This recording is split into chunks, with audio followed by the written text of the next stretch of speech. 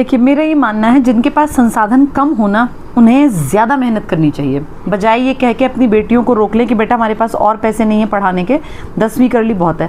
आप सोचिए, आपकी एक पीढ़ी गरीब है, ये पेरेंट्स के लिए मैसेज है।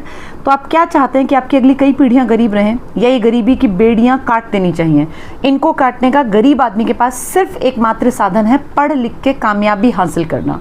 और आज हम भुना ब्रांच पे थे सर, ICS की एक बेटी थी, तो बताया उसने कि मेरे पिताजी नहीं है, उसके पिताजी नहीं है, उसकी माताजी भी नहीं है। 2 बहनें पढ़ लिख कर सरकारी नौकरी में पहुंच गई, दोनों आज 60,000 रुपये अपनी सैलरी ले रही हैं।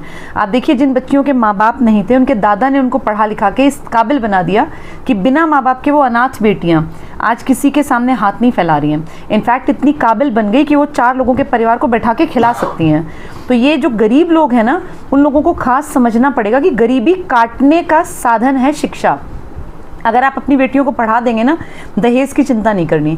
एक बार शादी होने के बाद अगले 40 साल तक, आपको 50 साल तक, जब तक वो जीवित रहेगी, ना उसके भात की चिंता करनी, ना उसके हर त्यौहार की चिंता करनी। आपकी बेटी इतनी सबल होगी कि अपने सारे त्यौहार पे जब उसका जैसा मन करेगा वैसा खाना खा सकती है, वैसा कपड़ा पहन सकती है।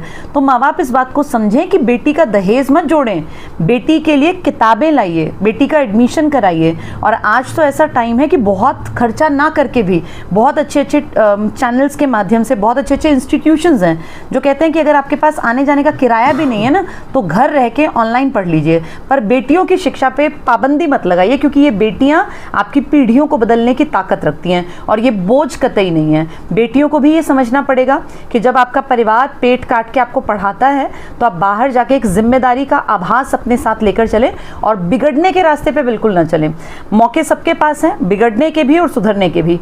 गरीब बेटियों को खास ये ध्यान रखना है कि आपके ऊपर जिम्मेदारी दोगुनी है, क्योंकि आपके माँ बाप कम संसाधन में अगर आपको बाहर निकाल रहे हैं, तो आपकी ये जिम्मेदारी बनती है कि बाकी गरीब परिवारों के लिए आप एक रोल मॉडल बने और आपको देख के आपकी गली के, मोहल्ले के, नुक्कड़ के, गांव के लोग ये कहें कि देखो उनकी बेटी थी, गरीबी में जैसे तैसे जोड़ तोड़ के फीस जुटा के बाप ने, माँ ने, भाई ने उसके ऊपर पैसा लगाया और उसने उस पैसे का कहीं ना कहीं एक डबल फायदा कमा के और अपनी जिंदगी सेट कर ली। तो बेटियों की भी जिम्मेदारी है और माँ बाप की भी जिम्मेदारी है।